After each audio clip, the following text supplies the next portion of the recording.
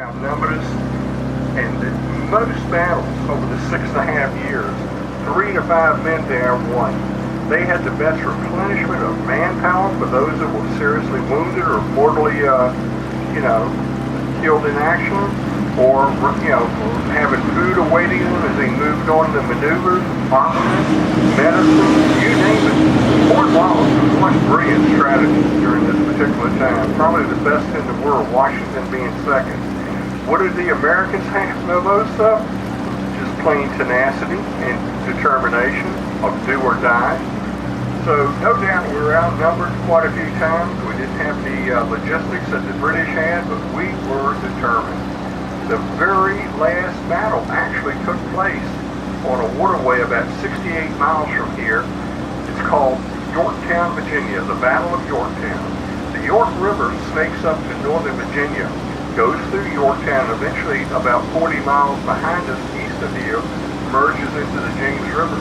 So that was a seaport town for moving goods and merging into the international trade long before this Revolutionary War started.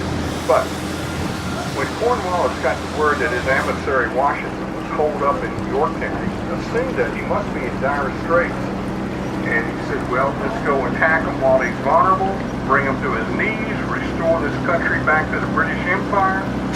And I'd like to be knighted by King George III for this grand deed of bringing this thing to an end. Little did he realize, as he and his entourage of naval vessels sailed up the York River, loaded to the max with armament so heavy it almost sank their own ship.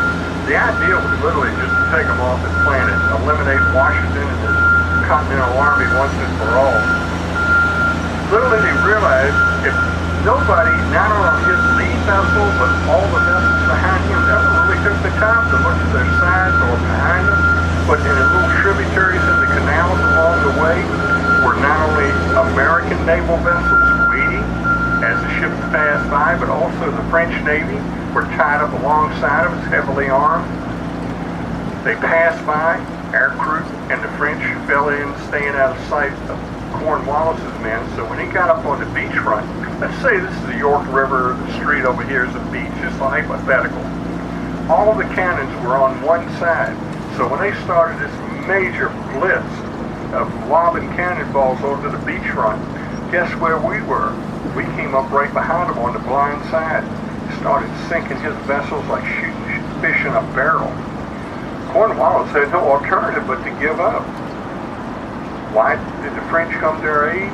Basically, the French and the British had bad history going back well over 7 centuries, well before the Battle of Hastings in 1066. And the fact that the French really loved our first ambassador that happened to be at St. John's Church that was setting up international trade with France, learning their school educational systems so they could get it started in this country, and also the etiquette system. So it was a cultural experience.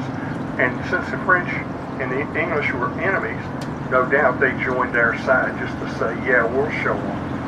And all I can say is vive la France, because if it wasn't for Generals Rochambeau, Lafayette, and de Grasse, I think we'd be driving on the left side of the road, speaking with a British accent, drinking tea at 3 o'clock.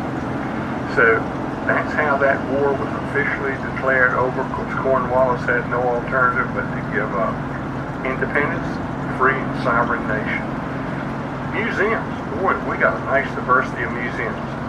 To the right, a little bit behind us, behind these walls, is the Holocaust Museum. It's a museum, if you visit, you will never, ever, ever forget the horrors of the Nazi Party, from the rise of the 1920s to its demise and fall in 1945. By any chance, anybody Edgar Allan Poe fan? Some of his horror stories, like Pit the Pendulum, Telltale Heart.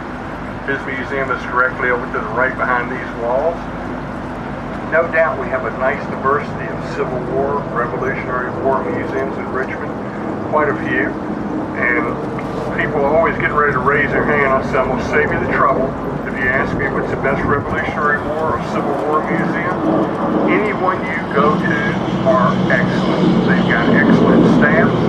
They've got, the only differences really is what artifacts one may have, the other may not have. But they're all equally good. So don't say, well, I'm going to this one, and when you get into it, say, yeah, it's pretty interesting, but I should have gone to the other one. Don't even worry your head about that. They're all excellent quality. No doubt we got a Black History Museum because there was a lot of Black history down here during the slavery issue times. We've got children's museums, science museums with children and adults. We've got two of those beautiful botanical gardens right here in Richmond, Virginia. Extremely well done. And then there's the Virginia Museum of Fine Arts, which has history going back over 5,000 years ago. Way back to India, Asia, and what was then the true Middle East, Egypt, Ethiopia, Persia, you name it. We've got a mummy in there on exhibit that's over 4,000 years old. And we've got history in every nation in the world. Artwork, tapestry, sculpture, furniture, jewelry, going back many, many, many, many centuries. We've even got the largest collection of permanent collection on display of Fabergé jewels. And we've got in the American section our earliest artists coming over in the 1700s to right up to Andy Warhol, pictures of pop art in 1960s, early 60s. Got good museums. Now I gotta give you a little bit of a warning though. They do close at 5 o'clock. I just want to give you an idea. So what I'm trying to tell you, if you got limited time, go as early as you can to a museum, because if you walk into a museum around here, let's say 2:30, 3 o'clock, 3:30, you're in for a rude awakening, because when you're even in a movie theater or at dinner with friends or a play or something, you don't look at the watch, you're enjoying whatever you're visiting, and time just keeps going by. Before you realize it, you're going to hear this nice recorded voice saying, we'd like to thank you for coming to XYZ Museum. We'll be closing in 15 minutes. Hope you'll come back. Thank you very much. And you go, what? How can I tell you that story? It happened to me a long, long, long time ago, and I never forgot it. So I'm just trying to tell you, maximize your time. We have got quality museums in Richmond. Y'all got any questions for me? I love a good question. None? Okay.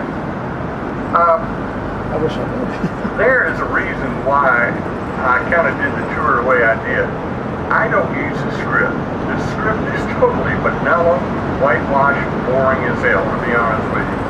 And usually, you notice I asked you where you were from, and you said Rochester area. I'll get Northerners, Southerners, English, German, French, blacks. I can get any ethnicity on these boats at one time. And what I try and do is change little things, and I'll tell you a little bit about history.